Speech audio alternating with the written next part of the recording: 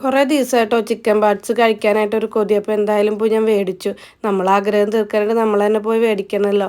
നല്ല ക്ലീൻ ചെയ്തിട്ടുള്ള chicken parts ആട്ടോ കിട്ടി ഞാൻ മേടിച്ചിട്ടുണ്ടായിരുന്നത്. അപ്പോൾ ഞാൻ പാലൂർ ഒരു കടയിൽ നിന്നാണ് മേടിച്ചിട്ടുണ്ടായിരുന്നത്. നല്ല ക്ലീൻ ചെയ്തിട്ട് 1 കിലോന് 80 രൂപയാട്ടോ ഉണ്ടായിരുന്നത്. അപ്പോൾ ഞാനത് ക്ലീൻ ചെയ്ത് കൊടുത്തിട്ടുണ്ട്. അതുപോലെ തന്നെ ഒന്നും കൂടെ ഒന്ന് ചെറുതാക്കി അരിഞ്ഞിട്ടുണ്ട് കേട്ടോ.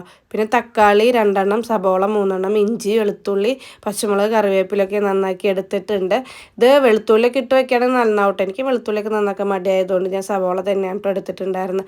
പിന്നെ ഒരു ചട്ടിയിലോട്ട് ഞാൻ വെളിച്ചെണ്ണ ഒഴിച്ചിട്ടുണ്ട്. ഞാൻ ആദ്യമായിട്ടാണ് മൺചട്ടിയിൽ ഇങ്ങനെ നോൺ വെജ് ആയിട്ടുള്ള ചിക്കനും വെക്കുന്നത്. മീനൊക്കെ നമ്മൾ വെക്കുന്നതാണ്. അപ്പോൾ ചിക്കനും ചിക്കൻ മറിച്ചൊക്കെ ആദ്യമായിട്ട് വെക്കുകയാണ് കേട്ടോ. പക്ഷെ നല്ല ടേസ്റ്റ് ഉണ്ടായിരുന്നു. അപ്പോൾ വെളിച്ചെണ്ണ ചൂടായിട്ട് വരുമ്പോൾ ഇഞ്ചിയും പച്ചമുളകും അതുപോലെ തന്നെ വെളുത്തുള്ളിയൊക്കെ വഴറ്റിയതിന് ശേഷം കറിവേപ്പില ഇട്ടതിന് ശേഷം സബോള ഇട്ട് നല്ലപോലെ വഴറ്റിയെടുക്കുന്നുണ്ട് കേട്ടോ. കുറച്ച് ആവശ്യത്തിനുള്ള ഉപ്പും കൂടെ ഞാൻ ചേർത്തിട്ടുണ്ടായിരുന്നു ആദ്യം തന്നെ. അതിന് ശേഷം അത് വഴണ്ടി വന്നതിന് ശേഷം തക്കാളി ഇട്ടിട്ടുണ്ട്.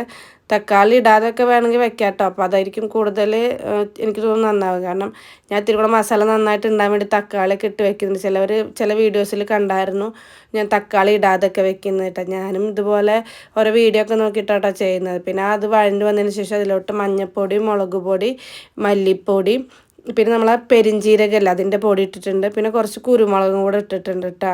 അപ്പോൾ ഒത്തിരി കൂടെ എരിവായിട്ട് വരുമ്പോൾ നല്ല ടേസ്റ്റ് ഉണ്ടാവും. നല്ല മസാലയായിട്ട് വരുമ്പോൾ അപ്പോൾ ഞാൻ കുരുമുളക് ഇട്ടിട്ടുണ്ട്. കുട്ടികൾക്ക് കൊടുക്കുമ്പോൾ ഇതൊക്കെ കുറച്ച് ഇട്ടാൽ മതി ഇട്ടാൽ. കാരണം ഭയങ്കര എരിവായിരിക്കും കുരുമുളകൊക്കെ ഇട്ടിട്ടുണ്ടെങ്കിൽ. അപ്പോൾ ഇതിന് ഗരം മസാല ഒന്നും ഞാൻ ഇട്ടിട്ടില്ല. പിന്നെ ആ ഒരു മസാല ചുവയൊന്നും ഉണ്ടാവാതിരിക്കാൻ വേണ്ടി ഞാൻ ഗരം മസാല ഒന്നും ഇട്ടിട്ടില്ല കേട്ടോ.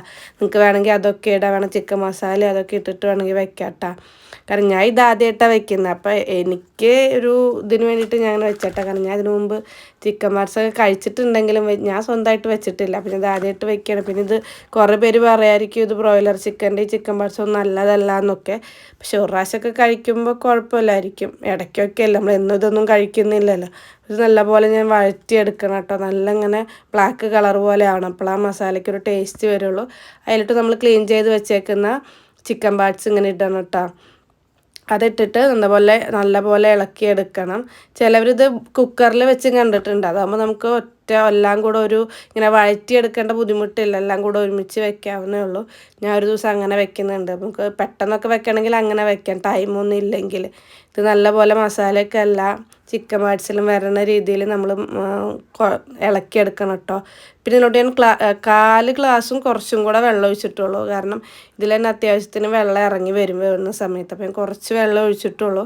വെള്ളം ചാറ് കൂടുതൽ വേണമെന്നുണ്ടെങ്കിൽ അങ്ങനെയും ചെയ്യാം കേട്ടോ. കാരണം കറി പോലെ ആണെങ്കിൽ അങ്ങനെ ചെയ്യാം. ചില റോസ്റ്റ് പോലെ ആവണമെങ്കിൽ അങ്ങനെയും ചെയ്ത് ചെറിയൊരു റോസ്റ്റ് പോലെയാണ് ആക്കിയിട്ടുണ്ടായിരുന്നത്. എന്നിട്ട് മൂടി വെച്ചിട്ട് ഒരു 10-15 മിനിറ്റ് വേവിച്ചതിന് ശേഷം ഇങ്ങനെയാണ് കേട്ടോ വരുന്നത്. ഇത് ഇടയ്ക്കൊന്ന് ഇളക്കി വെക്കണം കേട്ടോ. പിന്നെ ലാസ്റ്റ് കുറച്ചും കൂടെ ഞാൻ കുരുമുളക് പൊടിയും കൂടി ഇട്ടിട്ടുണ്ട്.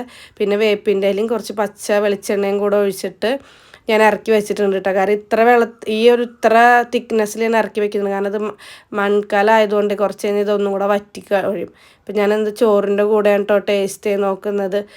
നല്ല ചൂടുണ്ടായിരുന്നു. ഞാൻ ആദ്യം തന്നെ എടുത്തിട്ട് കഴിച്ച് നോക്കിയപ്പോൾ നല്ല ടേസ്റ്റ്. എനിക്ക് ഒരുപാട് ഇഷ്ടമായിട്ട്. നിങ്ങളൊന്ന് ട്രൈ ചെയ്ത് നോക്കണേ.